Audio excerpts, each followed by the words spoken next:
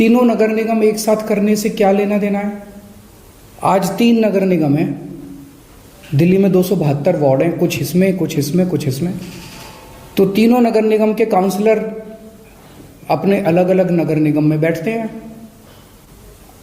चुनाव हो जाने दीजिए, अगर तीनों को इकट्ठा भी कर दोगे आप तो वो एक जगह बैठने लग जाएंगे। दोबारा चुनाव कराने की क्या जरूरत है? अभी चुनाव रोकने की क्या जरूरत है? चुनाव टालने की क्या जरूरत है? चुनाव करवाओ, नए काउंसलर आएंगे और नए काउंसलर जो भी आएंगे वो जब तक तीनों नगर निगम है तीनों में बैठ जाएंगे, एक नगर निगम होगा वो एक साथ आके बैठ जाएंगे। तो चुनाव टालने की तो जरूरत ही नहीं थी।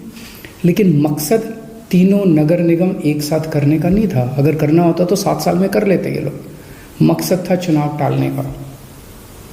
ये देश के लिए अच्छा नहीं है। दोनों चीज़ें अच्छी नहीं हैं।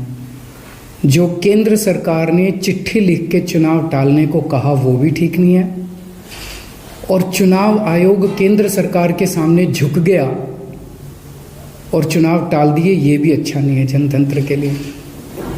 मेरी हाथ जोड़ के प्रधानमंत्री जी से अपील है, प्रधानमंत्री जी, सरकारें आती जाती रहेंगी, कल आप भी नहीं होंगे, कल मैं भी नहीं होऊंगा। हम इम्पोर्टेंट नहीं हैं, लोग इम्पोर्टेंट नहीं हैं, पार्टियां इम्पोर्टेंट नहीं हैं, देश इम्पोर्टेंट है।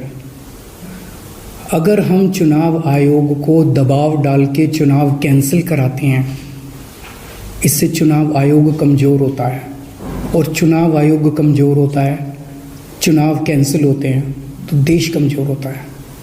हम सबको मिलकर देश की रक्षा करनी है। किसी भी हालत में हमें इंस्टीट्यूशंस को कमज़ोर नहीं होने देना। मेरी आपसे हाथ जोड़ के विनती है, चुनाव कैंसिल मत कराइए। अगर चुनाव कैंसिल होते हैं, ये जनतंत्र के लिए बहुत बड़ा खतरा है। आज ये कहा जा रहा है कि हम तीनों एमसीडी एक करना चाहते हैं, इसीलिए चुनाव टाल दीजिए। कल को